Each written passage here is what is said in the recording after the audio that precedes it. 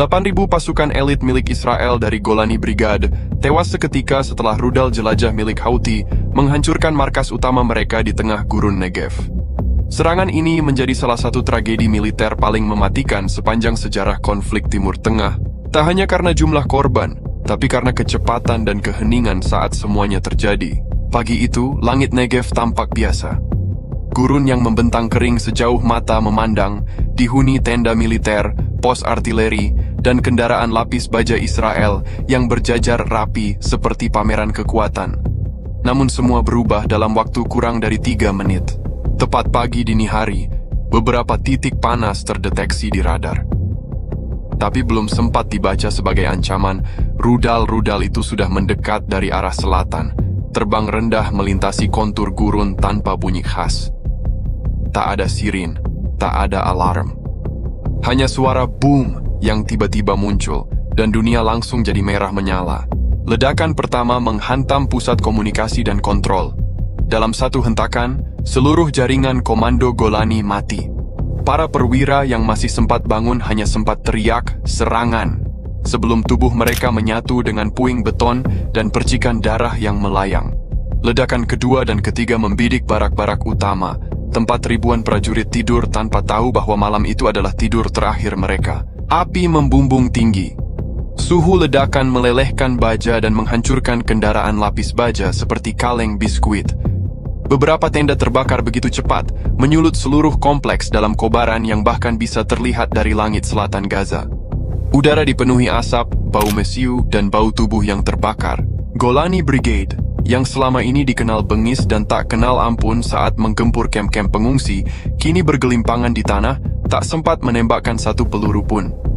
Mereka bukan sedang berperang, mereka sedang dibantai, secara teknis dan taktis. Iron Dome? Nggak nongol. Radar? Ngaco. Bahkan drone pengintai mereka lebih sibuk muter di atas Gaza daripada jagain langit sendiri. Mungkin Israel pikir rudal cuma datang dari utara. Ternyata kali ini datang dari selatan, dan mereka nggak siap. Saksi yang selamat bilang mereka tak mendengar apapun sebelum ledakan terjadi.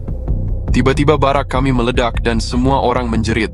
Saya lari keluar, lalu tanah di belakang saya ikut meledak. Saya loncat ke parit dan hanya itu yang menyelamatkan saya, ujarnya gemetar dengan darah kering menempel di seragam. Beberapa prajurit yang sempat kabur malah tersesat di tengah gurun. Tanpa air, tanpa peta, tanpa komando, mereka lebih mirip figuran film zombie ketimbang tentara. Ada yang jalan ke arah barat, berharap ketemu perbatasan Mesir, padahal yang ada cuma pasir dan panas 45 derajat. Sebagian dari mereka diyakini meninggal bukan karena ledakan, tapi karena dehidrasi dan luka bakar. Posisi Israel makin terjepit. Ketika dunia mulai menyoroti jumlah korban, pemerintah Tel Aviv memilih diam. Tak ada siaran pers, tak ada pernyataan resmi. Seolah-olah mereka sedang menimbang bagaimana cara menyampaikan bahwa satu brigade kebanggaan mereka telah dihapus dari peta. Golani Brigade, yang sering dielu-elukan dalam parade dan siaran TV sebagai simbol kekuatan tempur, kini hanya jadi arsip kemiliteran. Bahkan duka tak sempat disusun, karena terlalu banyak jenazah yang tak bisa diidentifikasi, dan terlalu banyak puing yang tak bisa disusun kembali. Dan yang paling menyakitkan, semua ini dilakukan hanya dengan beberapa rudal, bukan invasi darat, bukan serangan udara besar-besaran. Cukup satu keputusan, satu waktu yang tepat, dan Israel kehilangan 8.000 prajurit sekaligus. Kalau dulu mereka nyanyiin Am Yisrael Chai, bangsa Israel hidup, sekarang lebih cocok jadi Am Yisrael Gosong. Karena kalau elit tempurnya bisa dihapus cuma dalam satu malam, rakyat biasa tinggal nunggu giliran. Tak ada bala bantuan, tak ada evakuasi. Setelah rudal pertama menghantam, apa yang tersisa dari Golani Brigade adalah kekacauan, jeritan, dan debu yang menelan segalanya. Pasukan elit yang katanya paling terlatih itu mendadak berubah jadi korban kolektif yang cuman bisa lari tunggang langgang tanpa arah kayak peserta ospek yang lupa bawa tugas. Beberapa mencoba memanggil bantuan lewat radio, tapi jaringan komunikasi sudah lenyap. Pusat kendali hancur, sinyal padam, dan komando putus total. Tank-tank Merkava yang biasanya gagah kini jadi panggangan. Ada yang meleleh separuh, ada yang meledak dengan awak masih di dalamnya. Artileri berat pun tak bisa berfungsi, karena pelurunya ikut meledak di gudang sebelum sempat ditembakkan. Dalam kekacauan itu, tidak ada perwira yang bisa mengambil alih komando. Banyak yang sudah tewas di serangan pertama. Yang tersisa hanyalah tentara-tentara muda, panik, terbakar, dan berlari di gurun luas tanpa tahu kemana. Mereka terjebak di pos militer yang sudah berubah jadi kuburan terbuka, di mana setiap langkah bisa berarti mati karena ledakan susulan atau runtuhan barak.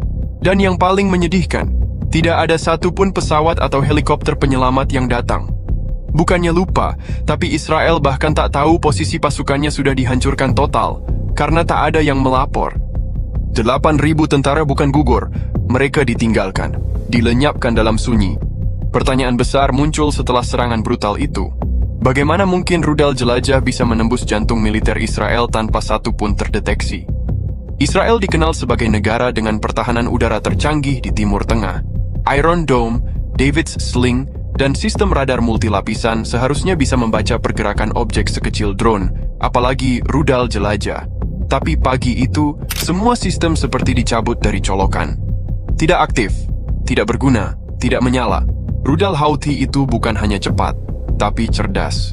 Terbang rendah, meliuk-liuk mengikuti kontur daratan, dan menghindari pantauan radar dengan cara yang bahkan bikin sistem AI-nya Iron Dome bingung kayak baru bangun tidur. Beberapa analis militer menduga rudal tersebut telah dimodifikasi dengan sistem siluman dan guidance GPS presisi tinggi.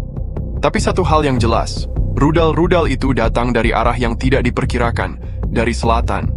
Sementara fokus Israel selama ini tertuju ke utara dan timur, rudal Houthi menyelinap dari bawah, kayak tagihan kartu kredit yang tiba-tiba muncul di akhir bulan.